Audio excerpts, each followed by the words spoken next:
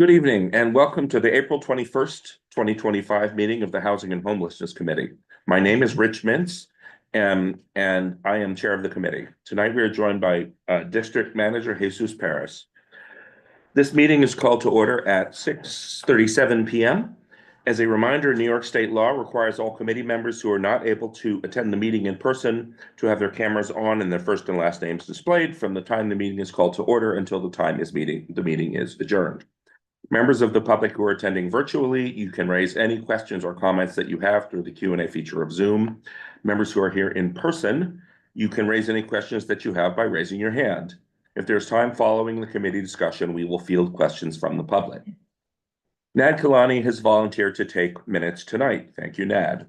We will now take attendance by roll call. Jesus will conduct the roll call. Thank you, Rich. Good evening, everyone. When I call your name, please indicate whether you are present. Kyle Athide. Kyle Athide. Eric Goldberg. Present. Thank you. Nadine Kalani. Present. Thank you. Katie Landa. Katie Landa, I don't see. Sandra Lefkoff. Yeah. Thank you. Alec Militek. Present. Thank you. Rich Mintz. Present. Thank you. Livia Shrednick is absent. James Vera. Present. Thank you. Jerry Weinstein. Present. All right, with 6 of 10 members present, you have four. Thank you. The agenda for tonight's meeting was distributed ahead of time by the board office and is about to be shown on the screen before you. If there is no objection, we will adopt the agenda. Members of the committee, if you would object to adopting the agenda, please raise your hand. Seeing no objections, the agenda for tonight's meeting is adopted. The minutes from the March 17th, 2025 Housing and Homelessness Committee meeting was distributed ahead of time by the board office. Thank you, James. If there's no objection, we will adopt these minutes as drafted. Members of the committee, if you object to adopting these minutes, please raise your hand and indicate which minutes you object to. Seeing no objections, the minutes from the March 17th, 2025 Housing and Homelessness Committee meetings are adopted. They will soon be available on the CB6 website. Some ground rules in order to conduct an efficient meeting. Number one, no one may speak until granted the floor. Number two, committee members who are here in person, if you have a question about committee business or wish to make a motion, please raise your hand and I will identify you so you can speak. Committee members unable to attend in person, if you have a question about committee business, you may raise your hand through Zoom and I will identify you so you can speak. All committee members, it is extremely important that only one person speak at a time so that members of the public watching at home can understand what is being said by each committee member. The chat function for committee members present via Zoom should not be used for committee business or questions about agenda topics. All such remarks should be made on the record by raising your hand through Zoom. So our agenda tonight is to talk about the housing survey that we have launched into, and my goal is to get us organized to make progress over the next 4 weeks, to figure out what's missing and what we need and try to provide it so that our teams of pairs can proceed with doing research. And I know one of our teams has done substantial research, and I'm hoping that Sandra will talk about that. We probably should defer the district needs 1 more month because we will know more about our housing situation then. But we can decide that when we get through the first part of the conversation. Jesus, it might be useful if you shared the working document that I see some people have been dumping stuff into. Elegant. Yeah, no, it's good. That's the idea. Dump. And I guess I would start by asking Sandra if you'd be willing to talk a little about the work that you all have been doing, you and Nad, to get things started. You guys, yeah, I'm gonna take this over for a few minutes. Sorry, I just have some other publishers. So let's see. I'm probably gonna talk about this first because it really made me nothing. Thank you for to keep And I couldn't do it. I can't use this Google Doc. You can't use Google, okay, Maybe you folks can, but I find it daunting and anti-work, you know, because Okay. I don't get it and, well, can you talk for a minute about how you prefer to work? Because we can accommodate that as a group. yeah, you know, I'm much more, I can work two people. I can work with somebody who I'm in Back a and forth. conversation with, right? Yeah, But if I'm putting this stuff up, I don't know what happens to it, and you know, it's Yeah. so random, and I put comments up and blah, blah, blah. And whatever, because there's no real feedback, and so you're just doing it, and I don't know what the point is, and honestly, this is my, so, yeah. so what's the most useful way for you to get written information about your findings to the Right. committee? Well, that's the committee, right? So if I have a partner, Yeah, the most useful to me is to have a joint document that we're working on. And we keep giving each other feedback and you do the comments, and so I can see the comments of the other person. Yeah. But there's an ongoing dialogue. so, That works for me. so if you don't do that in Google Documents, You how- can't do that here, right? what? Google Docs, You can do it there's no commentary that There is, right? we can go over it. There is. Well, I mean, I see Yeah, your because comments. You know, as of this afternoon, there was nothing, so there was no commentary or anything, there's nothing going on. Yeah. Right? Nothing's going on is the problem. Yeah, nothing's Yeah. going on, exactly, Yeah. and it shows up here, so. Yeah. Whatever. Yeah. Go ahead, Sandy. I would also say that one of the concerns with Google Docs is that if everybody's commenting, it's very hard to, Okay, it's a bit chaotic. So, I mean, maybe that's like if the groups of two compile their information and And then they hand it to a monitor who puts it in this document so we can all see it together. or for instance, if someone finds an article that they feel is really appropriate for that division, Yeah. send it to those two people, but not to the Google Docs. Because it's just a way to keep the flow pertinent to what we're doing instead of That's fine. dumping stuff. Go ahead, Jaren. That's my. There's a handout. Oh, go ahead, please. No, I was just wondering, sometimes people are more comfortable just with Mac stuff, Yeah, you know, on Apple, and when you introduce the Gmail Yeah. and Google, it's like, you know, getting a passport out, going to another country. But we don't all have Macs. That's the problem. Right. Go ahead, I'll Jaren. offer some thoughts. At this point, all of the platforms for writing are indistinguishable. They're all living documents. There are ways of approach that you might say, I want to be in a closed network and just myself and my partner work, and then we put up our draft. If you're worried, I mean, you can also see multiple versions and you can just look for comments. I mean, that's an example, and both Word and Google Docs are very similar in that way. Katie and I threw a bunch of stuff in there yesterday and today and began commenting, but I think there's a lack of participation because we're still revving up. Yeah, And, you know, and I think that would be the case in any platform. but if it's more useful for you and Nad to just sort of do a back and forth and like write up your stuff in whatever form you normally would, that would be fine. You know, it's just, I couldn't figure out why I would be doing this, quite honestly, I mean, Yeah. So I just couldn't understand it, I didn't feel like I was communicating So, with anyone, because also there's no feedback, so. Yeah. So maybe the Google Doc is best if we use it as the final deliverable. yeah, So that way Okay. you Yeah, can yeah. work how you work best, Sandra, and then, you know, if other people choose to use this Google Doc, that's fine. I have no problem using Google Docs. I think it's quite good. I also don't have Word on my computer, so it's the only way I do work.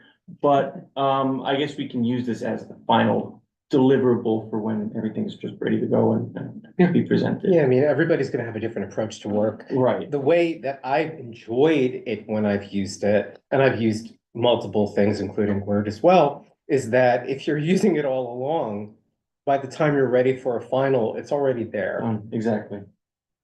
So, you know, you're just helping with the work process. But if it is at all inhibiting you, then by all means, you should do whatever is comfortable. Yeah. Yeah. Honestly. Yeah. Well, I appreciate it because I can see what everyone else is doing. Right. so Oh, there's a lot there now. do you need help or support from the committee in getting going with Nad, or do you have what you need? Not the issue. Yeah, okay, great. The issue is, I have no idea what anybody has done in the past month. It wasn't up Yeah. there. So, and I didn't know how to communicate to anyone. But, you know, it was like, there was no Yeah, no give and take, right? Yeah. And that was not, that didn't facilitate it. Right, so God knows what people were doing. Do So, we- you know, it's more confusing. do we need to set up an email group so we can email all of us ourselves at once? Would that be That's a good useful? idea. Okay, That would be a way of doing it. so we should do that, Let's do that. because then, you know, when you find stuff, rather than sending it, you know, to Brian and saying, Brian, well, you know, what do we do with this? You can communicate with us directly. Jesus, from a process or standards perspective, is there any reason why we shouldn't set up an email alias for the committee? Assuming no one on the committee is opposed to having their email just out there like that, then there shouldn't be an issue. Okay. Well, We can double check just to make sure everyone's given their consent to have their emails circulated like that, and then we can just send a blank email to all you and you can just chat. Jerry, I think you already sent something out, didn't you? I may have. Yeah, I may have. Yeah, and Katie and I met over the weekend, Okay. so I can give a little progress. I don't know if she's unwell. We spoke an hour ago. Oh. But anyway, yeah, well, she said that she was gonna attend by video due to an urgent situation, but I don't think she was able to make it. Because I was here. So, maybe you wanna talk a little about what you and Katie have done, and then sure. Sandra or Nad can talk a little about what they have done. Sure, I'll be brief. We are in the community subsidized housing, which when you include, Katie made the point, settlement housing, the question is, does this bring us outside of nonprofit and should the umbrella be community subsidized housing? I'll just have that there. I did speak to your what the hell is settlement housing. Yeah, I gave the example of Henry Street and how what their mission has been to bring migrants in and to often act as a preamble to what today's our community spaces. Mhm. So we started by putting up research links, both those places, foundations like Center for American Progress that had been looking at conclusive housing, and many of those had links to both domestic and international examples. Mhm. So for example, Harvard has a housing research initiative, and they, one of their fellows did a two-part paper on housing, social housing in the Netherlands, Mhm. and other discussion and just the discussion where I think it's 40% in the Netherlands. It's in Paris, it's 25% that is Yeah. subsidized housing. So we were discussing that and conferences, and we shared, Katie was, just started putting it up there.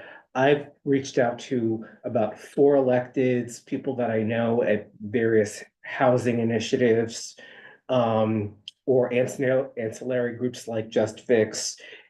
Katie has been looking into supportive housing and also done outreach to Harvey Epstein's, Liz Kruger's. We're both familiar with Breaking Ground, which is a nonprofit that has some housing for people who were either formerly incarcerated or homeless or cognitively delayed. So we've just been looking at specific examples in addition to the concepts. And we actually talked about maybe doing some site visits to see, apart from what they say, what does it feel like if you visit? I was familiar with the Prince George because they used to have a connection with a farmer's market upstate. So I had a share there and I got to know the staff. And it's about 28th. So that's an example. So we're just sort of beginning to dive in and look at exactly what this And so is. you're in a situation where you're scoping out what the universe is. Right, and it's a tiny universe. It's so tiny that it's doubled. There were like 6 or 3 examples, and now there are like 8. Yeah. So yours percentage-wise. is less about doing like statistical analysis Yes. and more about doing a description of what the types Yeah, of models yeah. are that we might encourage. Yeah, and how has it been built in other places and where will we go here? Okay, so it would be interesting. It would give us some, ideas that we could take Mm. to our electeds and to our community and say, be nice to have more of this or this, and here's why. Yeah, yeah. So, to turn to Sandra and Nad, oh, go ahead, Sandy.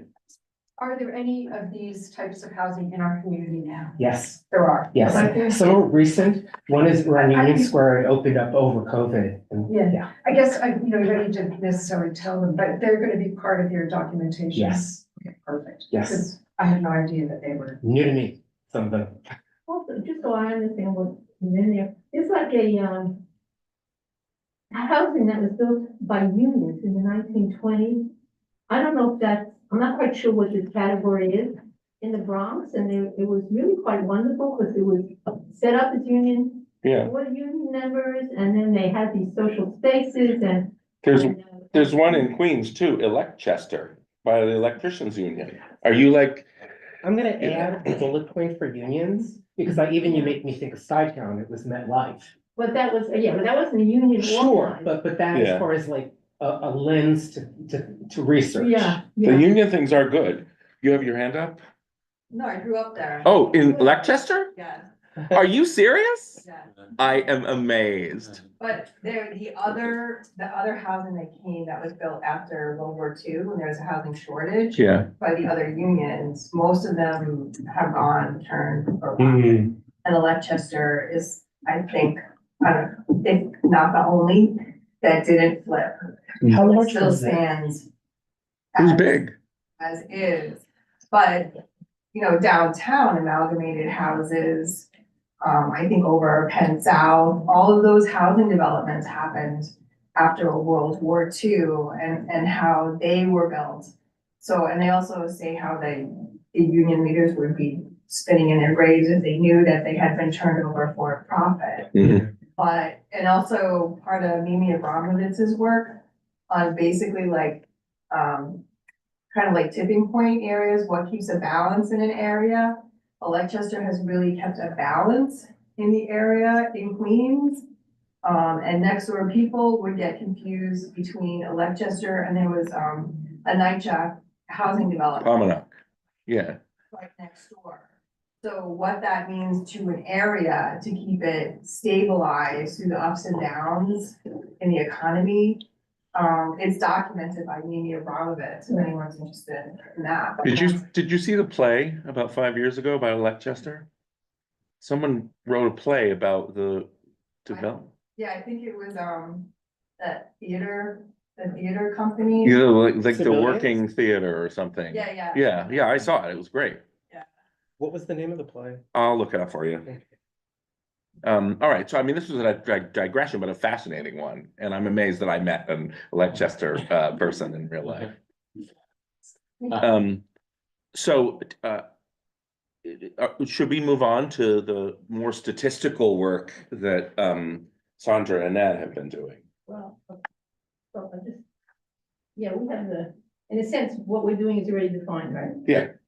And so the issue is where do you get the data? Yeah. And so first now was looking at the rent guidelines board, what they put out, which, is sort of unusable. To me, it was. Yeah, yeah.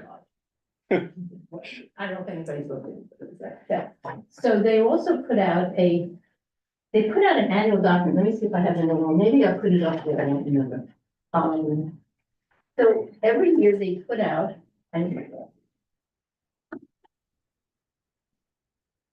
they put out a report. So.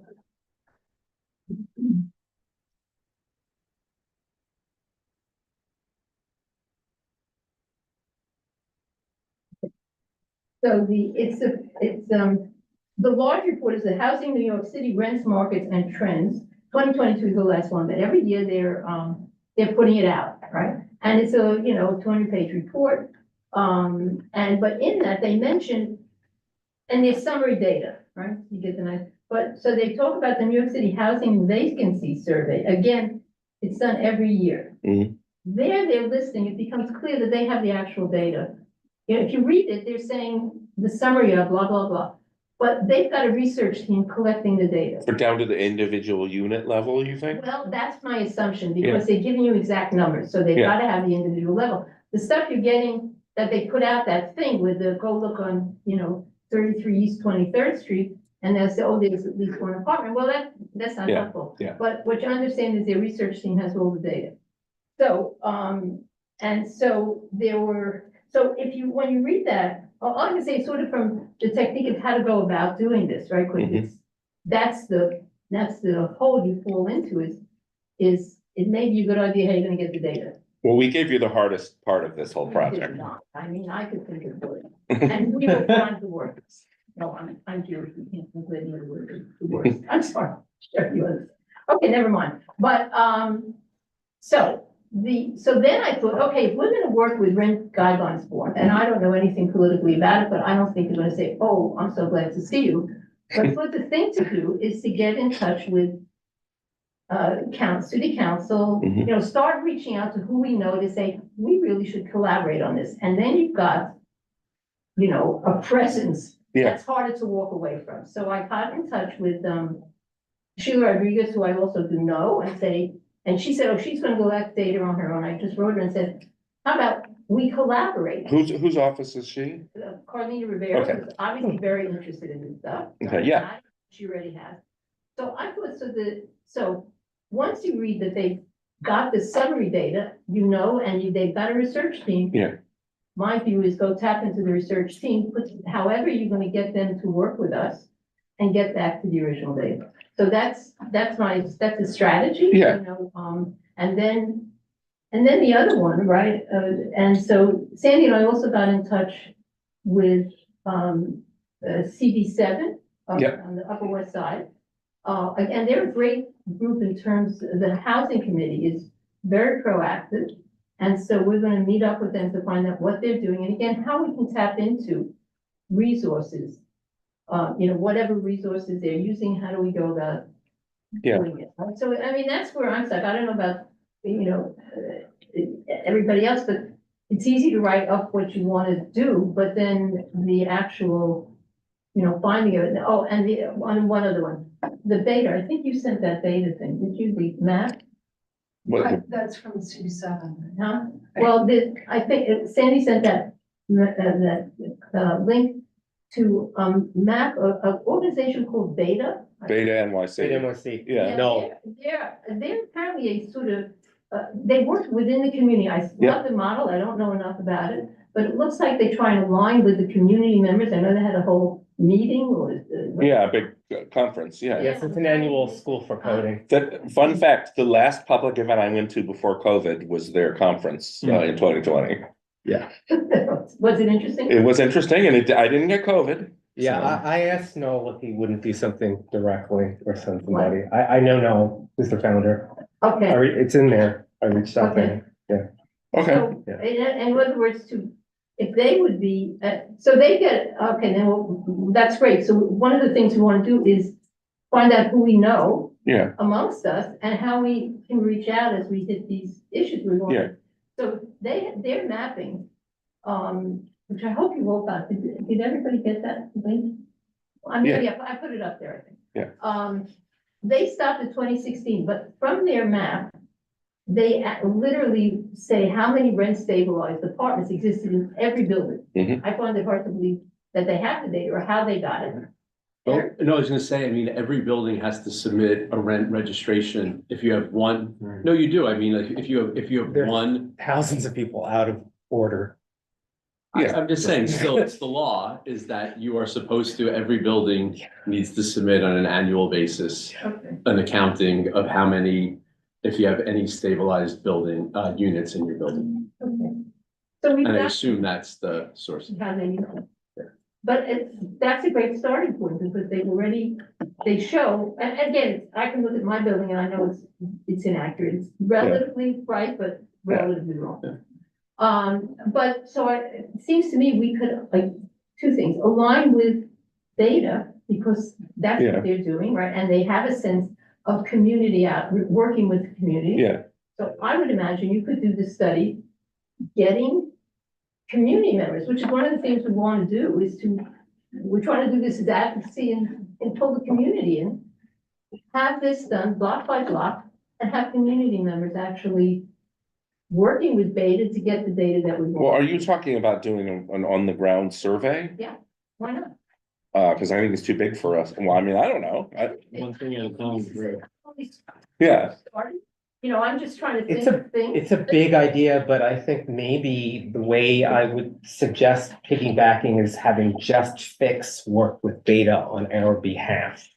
Because that's Just Fix's mission, that's what Beta does across all industries, and we would be the client in a sense. Yeah, also, I think Jerry is, first of all, I'm really sorry. I thought that the meeting started at 7. I've just, No, we're happy to have you. You're welcome. okay, sorry about that. But I think what Jerry is worried about is that there are people living in apartments that are rent stabilized and they don't know it. So the survey may not get us what we want, even if we did decide to do it. Maybe it would reveal some. I don't think it's a survey of the apartments themselves, No. it's just collecting the data. Right, which is, unfortunately, it's building by building, so putting that together is a huge effort. But it's not going to the building and knocking on the door. Okay, good. Yeah. Like the census. It's not All right. But how would we get at the truth if there are people living in apartments that are stabilized and they don't know they're stabilized, and there are landlords that are not complying with the law to report accurately? That may be not what we want to do, right? Those are the limitations of the research. At this point, what? No, I mean, sorry, not to be glib. I mean, those are the limitations of the research, right? I mean, like you have the data that's available and it's only so accurate. Right. You know, Right. yeah. Remember, this is just, we're trying to develop an advocacy, we're trying to get a relative picture and a basis for advocacy and working with the community. Yeah. That's my view of what. And so it sounds like what we're gonna end up with is, even if we don't get precise numbers, we'll get sort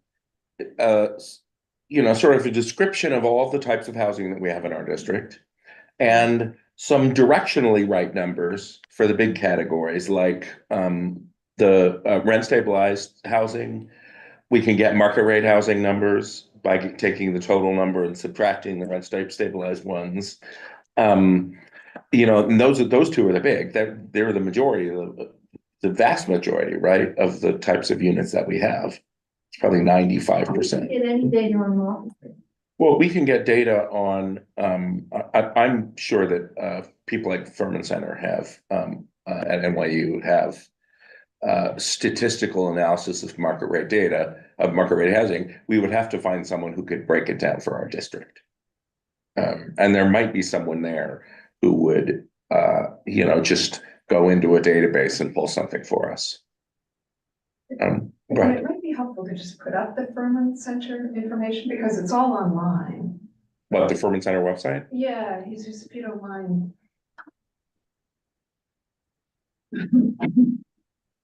And you can see what they have. I was surprised, Stuytown, they didn't have information. It's like carved out. Like you're missing 30% of the impact. Yeah, that's what I said, it's unfortunate, because that's a big part of it. And of course, without going into, that was a great example where there were lawsuits where they were contracting services just to move people out of stabilization, putting in marble counters, having estimates that. And I don't know where, I guess we could probably find it somehow, but I don't know. We could probably get the information somehow. Well, don't you think the person on our committee who's the president of the. Yeah. Oh, Susan, Yeah. I would assume she would be the person who started. So yeah, they have a lot of resources. I forget which one it is, like maybe under research, wasn't it? Or a state of NYC housing and neighborhoods, maybe. What are you looking for? The map that shows. I think it's that one. Oh, that map, Yeah, right. it will show our district. Right. I think on one of those links I used, it was on one of the links.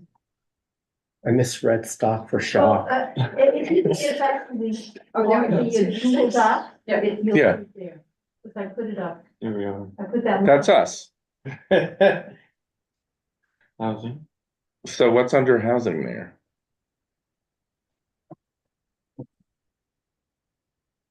There's some good statistics. Yeah.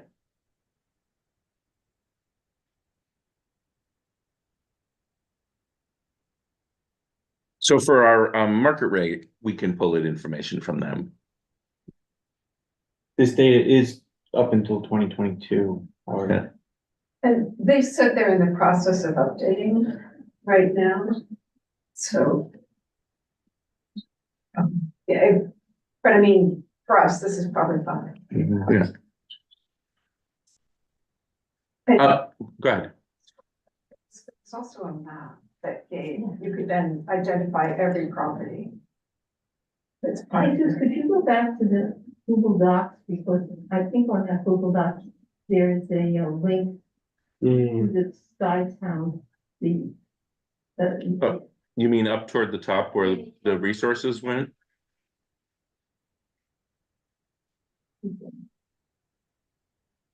At the very beginning of this one. Okay, let's see, so one of them should say, start, no, that's. How about what Berman said? Data sources, here, Skytown, see that Burn Center, let's see. Yeah. read the second one I think down. that's what we were It's just the looking same at. one. Is it the same one? I think so. Yeah, Oh, no. Yeah. this is it. No, Well, if you click on, I think that's a report pulled from what they call core data. sorry. So maybe their core data is actually viewable in a map way. It's not this one. Yeah. Yeah. I got it. Like what happens? Yeah, Oh, yeah, that's. Just asterisks, yeah. in their agreement to purchase Stuytown, Blackstone agreed to a 20-year deal to reserve some affordable housing. That was in 2015, so it is halfway over. Curious Okay. about how many units are covered. Well, I think now all of Stuytown is stabilized Because of the deal. because of the ruling. The Yeah. entire complex has been stabilized now. So click on that's Stuytown right now. That- Drops appeal of rent It should stabilization. give you more information.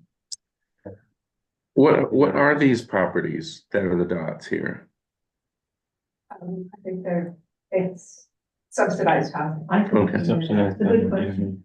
Oh, I can't read. That's the. I have my glasses on. Okay, so that's useful. Million. There sure aren't very many, are there? And I forget which particular, I mean, they do divide it down into which type of subsidy. Yeah, So they're looking building by building. So we need the dots. They're doing it by block and lot. So the entire lot for Peter Creek Village and Stuytown is considered one. I don't remember how. There's a definition. right, because assessed value 207 million. Yeah, almost 2,500 total units. Explain how Skytown is subsidized, I understood subsidized meant not, it's different than stabilized, right? Subsidized, somebody is contributing to. So it's either a tax break, it could be a tax Well, break, it could be many different. It's a good question. I would see if they have their own definition. If Okay, they're, I'm just they're curious. basically putting both categories together. Yeah, I find it very, the term subsidized is very, I find very confusing. Maybe one of the things we could have that we're jointly working on are these terms we don't understand, Yeah, right? Could that be one of those things, Richard, you could sort of do this document of what we can then 11,000 help units are each other, help stabilized. each other in doing that, and the other one is we're coming up with various resources that we could tap into. yeah. Maybe specific context in those resources would be terrific. Tough Okay. spin after they lost the appeal. They said Blackstone has consistently displayed an unwavering commitment to the Stuytown community. Yeah.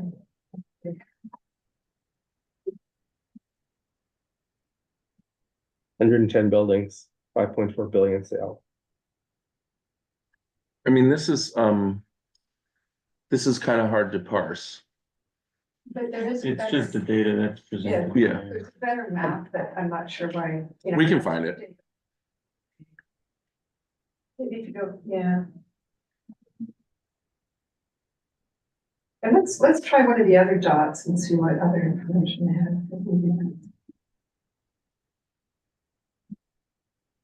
That's, Water side. yeah, Water side.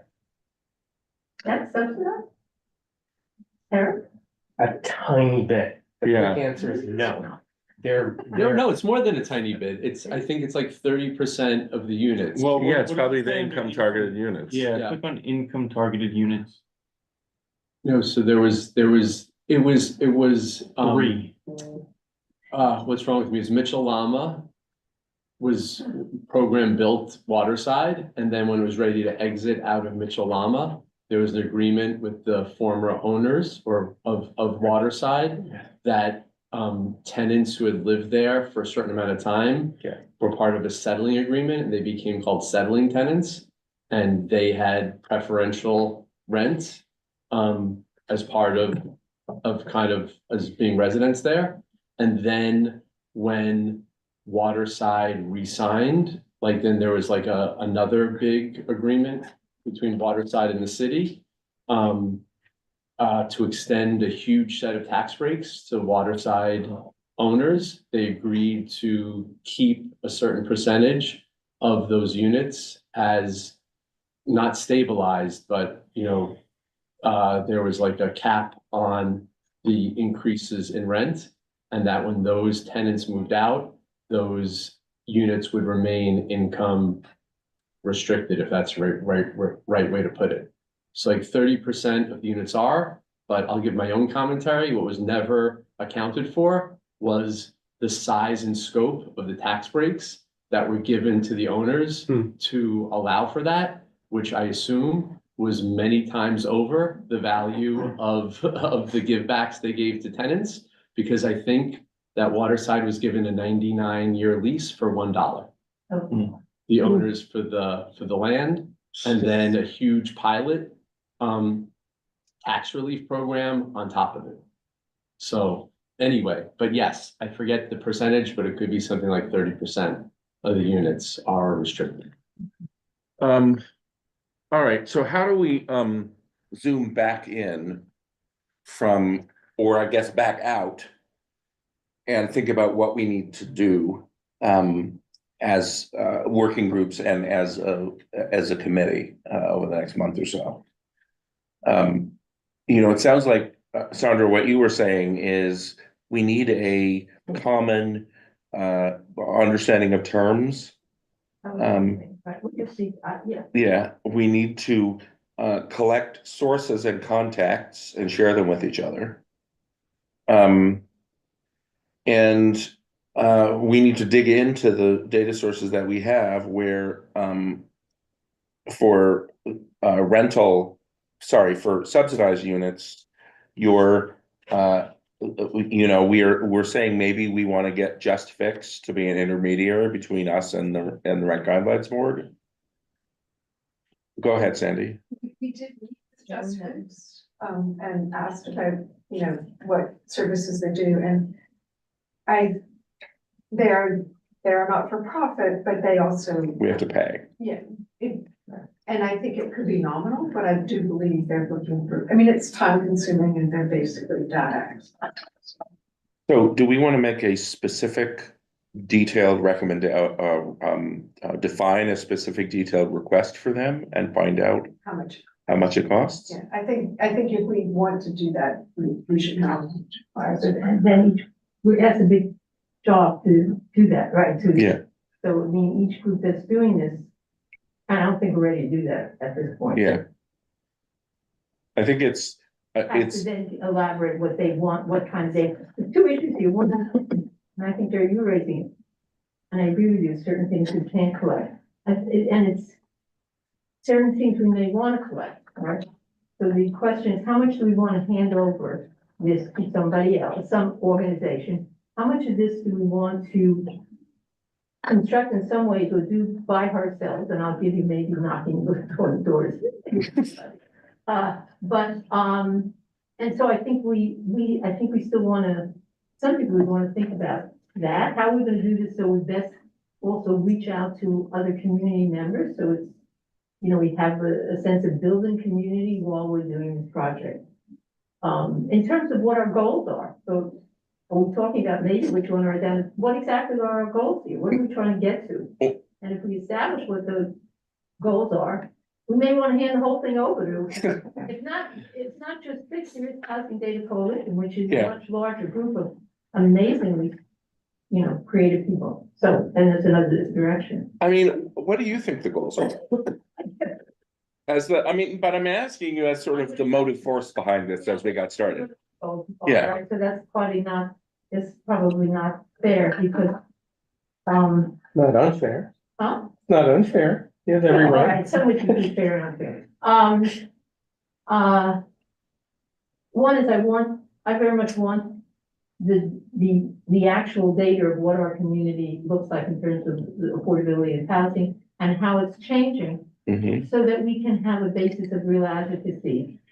Of advocacy based on the database advocacy in terms of creating a more equitable community that we live in. Right? Okay. So that's certainly a very important goal. And the other one is doing this so that we enlist the community in this. I think one of my views is community work tends to be a little too separate from. Insular. Thank you. Yes. So we're here to represent the community. We don't. Mhm. And I think what we should be doing is figuring out ways to engage with community members and to work with them cooperatively. So I think a project like this gives us that, you know, an avenue to do that. And so when I think, have community members to figure out how many rent sales apartments, also says, you know, this is your community. And as they, you know, and then we have an active, you know, relationship. How would you feel about, I mean, just listening to what you're saying, interviewing people who live in different kinds of housing about their experience with housing market over time? So, yeah. Like as a way of engaging people in the community in this project. It'd be interesting. I mean, everything we talk about just makes this bigger and hard to imagine steering to a conclusion. That's the thing that makes me a little nervous. Of course, I instantly think, we need to go to CUNY and get the students to do this. Yeah, I mean, even if all we do is, even if all we end up doing is educating ourselves, this is a useful exercise. Don't get me wrong. I just think it would be great if we could produce something that is outward facing too. Well, and I might suggest, and I don't know, this is debatable, what the moment is, that we could conceivably use the digital kiosks to advertise and create an email address like the rent's too damn high at Gmail. We're doing a survey.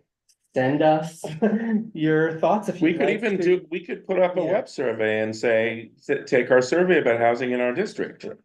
And compose some questions. Sandy's making faces. You know, that's interesting, but it's not, I don't think that's It's what. a different project. I'm kind of with Sandra here about engaging the community, but I would want to engage the community and, okay, here's what we learned. And so what are the action steps that you think we should take? I think that's, So you know, you would, to really, you would propose that we figure out what our findings are first and then bring the community in? yes, with the purpose of deciding what we want to advocate for. That's where I think it's really important to involve a broader group of people living in this community. We have hands up. James first, and hold on. Yeah, go ahead, James. Yeah, I think it seems to be everyone's coming to the same conclusion here. There's a lot of, I think, easily knowable information that's available through public data for a lot of these buildings, but then it gets a little fuzzy after that, like, well, what's the apartment count, what's the rent, how much does the rent change over the years? Those kind of things where outreach becomes, I think, more critical. But if we set the baseline of the things that we have and organize that information as a starting point, then we can build off of that. Okay. You had your hand up? Yeah, another committee meeting, I think it was a budget committee Yeah. meeting. They were talking about and saying in CP6 that they have the greatest amount of seniors living in the community. They've had community wards. And I was just thinking, I was thinking like, we're not like dripping with Norks for having so many seniors. Like we don't have, like the Upper West Side is known for Norks or even Penn South houses, but we don't have any.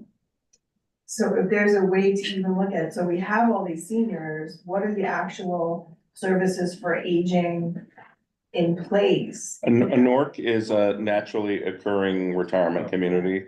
You mean like where older people essentially age in place in the, Right, and so you also, usually it could be like another agency that works with a development to manage, like if you have a type of a visiting nurse service for people coming in and out, or if people don't have relatives or family members, if they're singletons and live by themselves, for someone to check on them, to, like a care coordinator, maybe to coordinate Meals on Wheels, or someone to come in, home health aide a couple of hours a week, so you're staying put where you're living, but I never hear of anything in CB6 for those services for, our seniors. And I think I had mentioned before, like, I don't think we have co-housing We're programs. looking into it. Like, you don't have to build a new building, you don't have to build a new structure. Yeah. Few examples. Yeah, Yeah, but imagine. some- What's And- one I'm gonna pick up from that? And so, you know, those I are mean, it's a wonderful ideas. Great. But what I hear in terms of data is, we need census data to get the get ages, which you can get from the census data. What are the ages in our community, you know, what are people's ages in the community, right? You should be able to pick that up from the census data, am I right? yeah. So that's a great idea, that's the beginning of, we need to know what the what's the proportion of seniors in the community, but that we can do through census. Okay, so I'm just gonna say this. I don't really know what the path is to get to something concluded from here based on everything that we raised. And I'm not saying this with any disrespect or anything like that. I'm just saying factually, I don't know what we do now. I think recommend we stick with what we started with. With working in pairs, defining what those items are and deciding what data we want to get from it. I think, you know, it's a good basis. We want to narrow instead of expand, is my guess. I mean, the big data heavy ones are, I think, if I'm reading the situation right, there are three. There's the rent stabilized, is a, you know, a big data one. The income restricted housing is a big data one where we should be able to get data. And the market rate housing is a big data one where we should be able to get data. And the others are much smaller shares of housing, if I understand correctly. Yeah, I did research on the public housing in our Yeah. district, there's only 3 buildings. Yeah, is that their C of Os you're holding? Yes. Yeah. And, you know, it's a total of, like, both Strauss houses have a total of 522 people Yeah, in it, and 156, 225 apartments on 344 East 28th. yeah. And that's now listed as a packed building. Yes, it's a packed building. For what? It's a public-private building. They're gonna do. Yeah, And has the renovation started, or it's complete, or it's? I don't think it started. Cause wouldn't we know? It's listed as, right, I guess it's like on a per apartment basis, the federal government puts some money in to make those adjustments, but I don't know. I didn't think that had started. I didn't think you had to do conversions, like we will do, a private company comes in, becomes the manager, they don't necessarily do any conversion of the apartments, they can, but that's not. It's renovations, if I understood, of the existing apartment. Oh, so that, okay, but It's not like new every one of kitchens, those. new hallways, Okay. they just kind of come in and that's paid for. I think it started, but I'm not sure. Okay. which again, we should find out. Yeah, We should be able to find out. all right, We should have a representative from NYCHA here, yeah, right? yeah, We used to have somebody Yeah. when I was on here long ago. They come to the Spark Task Force. Okay. yeah, But we need to reach out, and we should reach out, we could put that in the, who they have a committee, you know, whether they have the president, blah, blah, of the building. Mhm. So we should reach out to that. Some- yeah, we know there are tenants, Yeah, people, for the tenant association, and just ask somebody, you know, one of those people to come and talk to us. talk about how the PACT conversion is going. Yeah, Yeah. that would be great. So don't want to forget, on May 1st, there is a Furman Housing Conference Mayoral Forum, Mayoral forum, Thursday. So that's an opportunity. I can share this on this email thing that will, Yeah. you know, because maybe it's an opportunity. I'm assuming it'll be both IRL and streaming. The For us. agency should not be sharing, events and activities that relate to elections, oh, See, I wasn't even thinking it, you're correct, of course, but I wasn't even thinking it from political. he's the angel on our shoulder. The issue, Well, you know, Sandy reminded orientation. everyone at her last, Yeah. chair's Yeah. report that we have a reso that details Yeah. all these things that people should read. Yeah, of course. Go back into Sandy's point about exactly how we're gonna narrow Yeah. that down.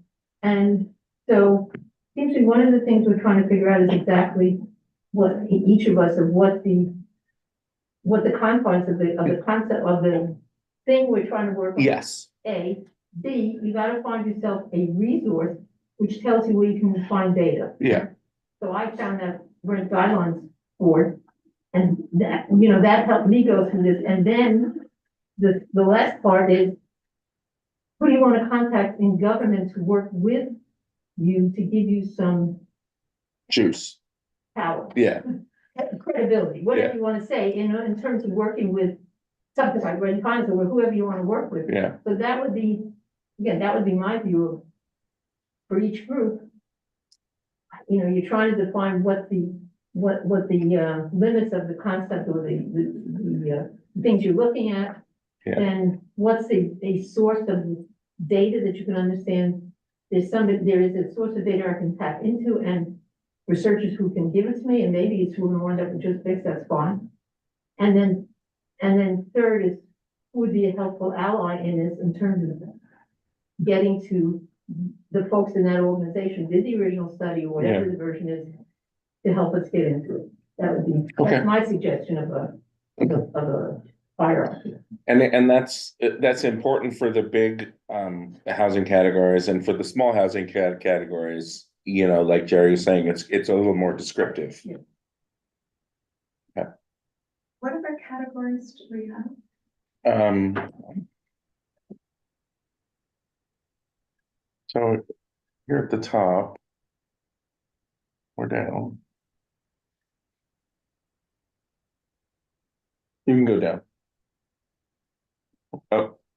Oh, where's the?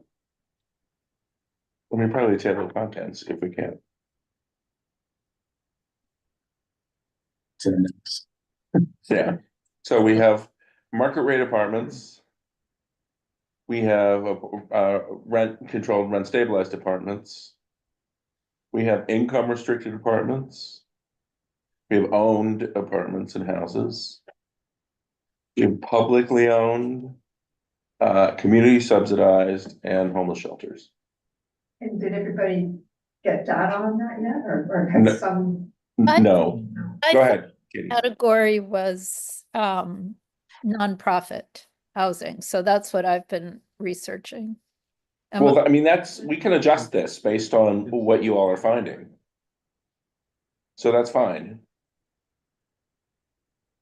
Okay, So that's a new category? No, it's gonna replace our community subsidized housing, because that's basically what, Okay, so it should read, instead of community subsidized, it's not-for-profit housing. yeah. okay. I also think that it's very important to address race and ethnicity here, because with our area, our community district is really disproportionately white compared. to the city as a whole. That is a good axis to think about as we're getting data, I mean, depending on what's available. yeah, like the 2020 census is 3.5% Black, but for New York City, it's 20.3%. Yeah, Huge, huge difference. yeah, it's So true. why? What is going on there and how can that change? I think that's very important, for this community to be more integrated. Yeah. Okay. Oh, yeah. Even within the census, the different areas that they got information for the census. Do we have access to that within our community board? What, can you say that again? Like within our community board district, Yeah. we could look at census data, but to see where the data was reported from within our. Oh, district, like the breakdown. block level. Yeah, because Yeah. it might also, I'm not saying that, you're gonna find a huge increase or whatever if you look at it with a different lens, Yeah. but it would be interesting to see like who responded to the census. Mhm. Well, the 2020 census, Buildings on the list, did people Everyone. respond Yeah. to the census, or did, the co-op building saying, no, I'm not participating in your, it would just, I don't know. Yeah. How did that break down? I mean, they send people to chase you if you don't respond. Yeah. Katie, were you about to respond to that? yeah, the idea of the census is to get everyone who's living in the area. There are people who are afraid to report. Yeah, very afraid. To people, so there are some undercounts, but this is huge. 3.5% Black in our district versus the city is 20.3%. Yeah. So you don't have to worry, because the census, it is supposed to count everyone. Yeah. And, we know that there's error and we know there are people, who don't want to participate, but that's a huge difference. So I don't have to worry about missing data there. Yeah. Go ahead, Sandra. Whatever group has gotten started or whatever, what are the concerns and what kinds of problems that people run into at this point? So there's some idea of. You mean in terms of research? I mean, I think the biggest problem is what you ran up against, which is there's like this big glob of data. How do I make sense of it? Yeah. How do I? Well, how do you get a hold of it? Yeah. But I didn't know what other people's experience, what they're struggling with, or even how to, what am I supposed to look at? I was just. Well, the only one who got 100% of his data is James because he only had 3 buildings. But what I So- don't have, and what I think is important, is the unit mix. You mean in terms of size? Number of bedrooms, Yeah. and I think, it's probably fairly straightforward here, but across the city it would be very good to know how many studios are there, which are more affordable to people versus Yeah. the 1 and 2 bedrooms. And I don't know You how mean easy. in Nitro itself, you're talking about? What's You're that? talking about in Nitro? No, I'm outside of that, Okay, in the market rate house. yeah, no, that stuff we need. Yeah. Yeah. Well, I want to try to steer us to next steps because we're gonna have to break. So the macro next steps to support the whole project are set up an email list or a Google group or something so that we can email each other. Circulate or share the big sources of data that we found, like the rent guidelines board data, the Furman data, and so forth. Like collect them so that everybody has everything. And then for each group, think about what sources of data make the most sense for you and what kind of city council member or other influential person or relationship you might need to get access to what you need. Is that what you were getting at, Sandra? You're using the people in power? Yeah, using people in power. Yeah. And that really applies most to Sandra and Nad, to the market rate housing and to the income restricted housing. Who has income restricted housing? I don't remember. Um, I think that's making me, it's probably you.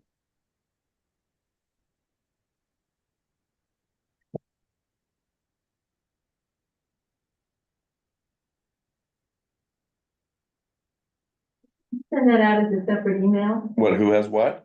the way you just did the, Yes, what- I yeah, will. that would be I great. will. So we Rich don't and wait. Eric have, oh, no. Yeah, okay, it's me, yeah. No, wait, that's.